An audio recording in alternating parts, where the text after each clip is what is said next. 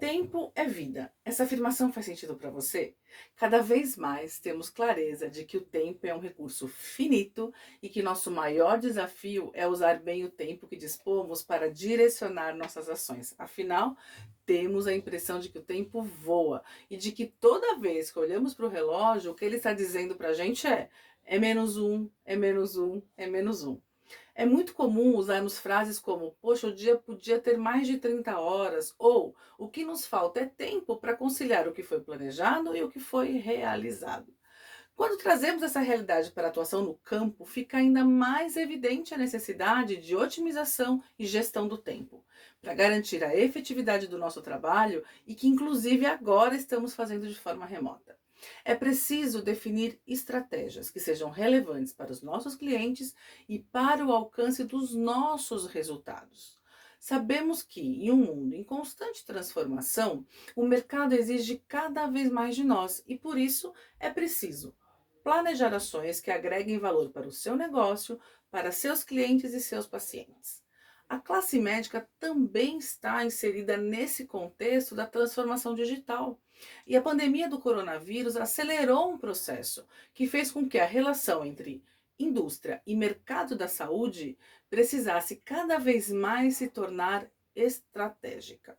Ao definir os objetivos para o seu painel, é necessária uma análise mais profunda do território para entender quais ações deverão ser realizadas, personalizando a nossa abordagem e proporcionando resultados que sejam cada vez mais sustentáveis. Quando fica claro que o cliente é o centro da nossa execução, se torna necessário atrelar o nosso objetivo de negócio às suas necessidades. Ou seja, para que possamos bater as nossas metas, precisamos ajudar os clientes a baterem as metas deles.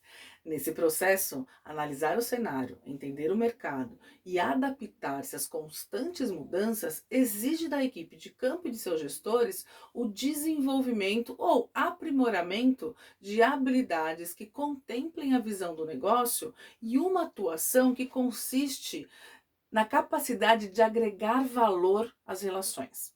Com a tecnologia cada vez mais presente nesse contexto, é preciso utilizá-la a nosso favor, para que sejamos capazes de criar e executar ações que coloquem em evidência o aspecto que promove a real diferenciação. E aqui eu estou falando do fator humano. Para que nos tornemos parceiros estratégicos dos nossos clientes e não apenas portadores de informações, o desafio está em conectar as informações com a realidade de cada cliente. Para que isso aconteça, precisamos ter muito mais clareza do porquê fazer, do que fazer, pois só assim o para quem e o como fazer farão muito mais sentido. Construir um plano de ação e gerenciar seu território são questões fundamentais. Reconhecer quais são nossos clientes mais estratégicos e rentáveis nos permite uma atuação muito mais efetiva. Ter essa visão de negócio nos ajuda a entender de que forma podemos alocar os nossos recursos, que são finitos, de uma maneira mais inteligente, ou seja, produzindo os resultados desejados. Por isso, nossos esforços devem ser muito direcionados, seja por meio de ações presenciais ou digitais. Definitivamente, você é o recurso mais importante da companhia. E nesse processo, a sua presença no cliente é um investimento de recurso financeiro e de tempo e que deve ser extremamente bem utilizado. O ponto central é que em um mundo cada vez mais digital, as relações humanas precisam estar cada vez mais em evidência. Em recente estudo sobre a classe médica e a visita remota, realizado pela Posicione Educação e Desenvolvimento, os médicos foram questionados sobre quais suas motivações para receber uma visita. 36% deles disseram que uma visita era importante para mantê-los atualizados. 21% citaram que sua principal motivação para receber uma visita estava relacionada ao recebimento de amostras. 20% atribuíram a importância do produto. 13% por conta do seu relacionamento com a indústria. 4% reforçaram que sua motivação se referia ao relacionamento com o REP. 3% estão interessados a receber informações sobre o produto e 2% não especificaram o motivo. Pode parecer duro, mas é importante ressaltar que Só o relacionamento com o rap, ou seja, sua presença não traz mais tanta relevância. O destaque positivo é que a visita agrega valor quando somos capazes de aproximar nossa abordagem aos desafios do cliente, apresentando soluções coerentes a ele, literalmente agregando valor à sua vida.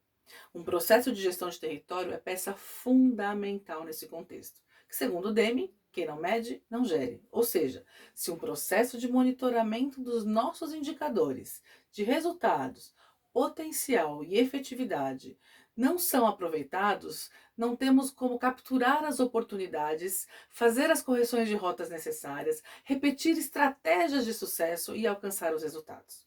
Em tempos de crise, é preciso lembrar a importância da nossa reputação. Isso significa que o que fazemos hoje, o que conseguimos hoje na relação com os nossos clientes, é fruto do que construímos lá no passado e que impactará também as nossas ações futuras.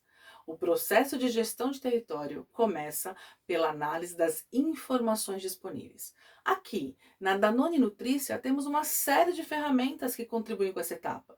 Possuímos o Tabidin, os dados imputados no sistema de CRM, relatórios de DDD, PDFs com resumo de resultados, que nos mostram o histórico de nossa atuação. O desafio é utilizar esses dados para fazer uma análise de todo o território e definir de forma deliberada um plano de negócio que esteja alinhado aos objetivos do cliente e da companhia. Para consolidar essas informações e complementar com dados específicos que capturamos em nossas interações, teremos a ferramenta Meu Plano de Negócios, que traz uma série de elementos para análise de dados, definição de objetivos, desenho de um plano de ação e monitoramento da nossa evolução. Se considerarmos que execução sem planejamento é perda de tempo, essa será uma ferramenta estratégica para direcionar a nossa atuação no campo. Durante a reunião nacional, iremos mergulhar nos conceitos de gestão de território e mergulhar nessa ferramenta. E para que possamos maximizar a nossa performance, aqui eu te faço um convite.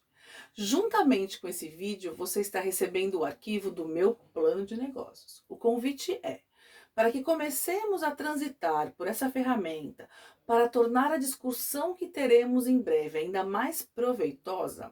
O primeiro passo é analisar os dados para transformá-los em informações e complementá-los com o nosso olhar no campo. Com o objetivo agora é conhecer e experimentar a ferramenta, vamos propor que vocês preencham algumas partes para se familiarizarem com ela. Então, vamos começar com o preenchimento das seguintes abas: SWOT interno e SWOT externo. Lembrando que a SWOT é uma avaliação global das forças, fraquezas, oportunidades e ameaças. Lembrando que a SWOT é uma avaliação global das forças, fraquezas, oportunidades e ameaças. Por meio dela será possível identificar itens-chave para a gestão do território e estabelecer prioridades, preparando opções estratégicas que identifiquem riscos e problemas a resolver para atingirmos o objetivo. Comece pela análise dos fatores internos, pensando no seu setor, na aba SWOT interno. Considere aspectos da empresa, da marca, do portfólio, do seu painel e inclusive aspectos relacionados às suas competências. Veja um exemplo. Quando você olhar para a força atual em relação à Danone Nutrícia, você pode pensar em elementos como ter uma equipe já mais sólida, treinamentos constantes, materiais de marketing de alta qualidade. Agora, quando você passar para o quadrante que avalia as fraquezas atuais da Danone, você pode pensar em exemplos como setores que ainda estão vagos, turnover na equipe, rupturas no PDV, elementos que assim trazem essa percepção. Forças atuais do distrito também podem ser vistas como, de repente, relações com calls, sociedades médicas e a fraqueza, de repente, voltada ao atual modelo de visita remota. Depois de listar forças e fraquezas, vamos ampliar o nosso olhar para o ambiente externo, na aba SWOT externo. Ou seja, vamos olhar para cenários político, econômico, social, tecnológico, bem como o tamanho do mercado, ele cresce, ele diminui, clientes potenciais, como anda a concorrência. Um exemplo para esse momento, nesse preenchimento, quando você pensa em ameaças políticas, poderia ser o aumento da taxa de rejeição do presidente, uma alta polaridade partidária, ou então um exemplo de oportunidade de cenário tecnológico pode ser o impacto da pandemia na aceleração de soluções digitais. Quando pensamos em uma ameaça olhando para a concorrência, de repente poderíamos pensar numa maior representatividade da marca Nestlé em algum momento ou lançamento de novos produtos. Enfim, depois de fazer toda essa listagem, o nosso próximo passo será olhar as análises anteriores e fazer um refinamento das informações. Isso na aba SWOT completo. Lá, selecione 4 elementos principais em cada uma das análises: ameaças, oportunidades, forças e fraquezas. E passe a vir de que maneira ela pode influenciar na sua estratégia e, consequentemente, no alcance do seu objetivo.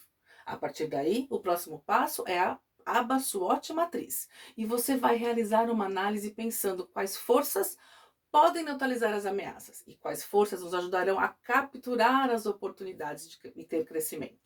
É importante também observar quais fraquezas poderiam ser neutralizadas internamente, aproveitando uma oportunidade de mercado.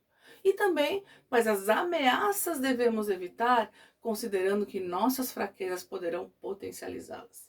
Nesse momento, é normal que surjam dúvidas, mas fique tranquilo, que o objetivo é justamente vocês começarem a testar a ferramenta para que possamos discutir esses pontos e tirar todas as dúvidas durante a reunião nacional, ok? Ao construir essa matriz, analisando seus impactos e correlacionando essas informações qualitativas com os dados que você já possui, poderemos facilmente trabalhar a definição de objetivos. A aba Objetivos é onde você faz isso de maneira estruturada. Lá é onde você deve colocar o seu objetivo geral para o setor, incluindo uma inscrição bem detalhada. E abaixo dele temos uma tabela com 4 áreas para definição de objetivos mais específicos. Os objetivos de venda serão discutidos durante a reunião nacional, mas sugerimos que, como um exercício, você rascunhe os demais considerando as informações que você compilou por meio da análise SWOT e também daqueles dados que você já possui à sua disposição no Tabdim, no CRM, nos relatórios DDD, nos PDFs, enfim. Nesse, nessa, enfim, em todas essas informações, vamos pensar sobre que novas iniciativas podem ser realizadas no seu território. O que você ainda não fez que pode ter sentido segundo a sua análise anterior. Que aspectos do nosso posicionamento precisam ser reforçados de acordo com o que conhecemos sobre a nossa concorrência. O que se destacado junto aos nossos clientes vai fazer a diferença. Olhando para você, que competências você precisa desenvolver? Onde deveria concentrar os seus esforços de desenvolvimento? E lembre-se que os objetivos precisam ser SMARTs, ou seja, específicos, o que você realmente quer, mensurável, o quanto disso você quer, alcançável, ou seja, é possível de ser feito, o que não significa que será fácil. Realista, o quanto ela se conecta com o objetivo do território e da companhia, e ter um tempo final, ou seja, um prazo para que ele seja realizado.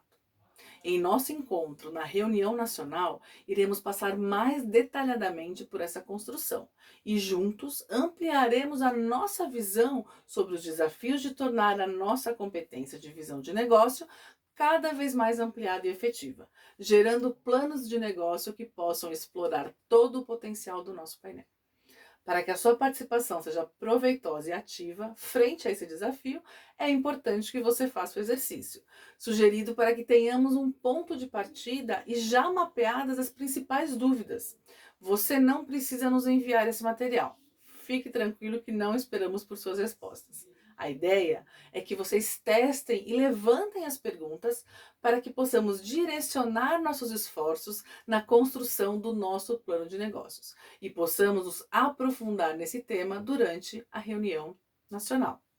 Sem dúvida, é bastante coisa, mas esse olhar sobre o planejamento certamente nos permitirá uma atuação mais estratégica e efetiva.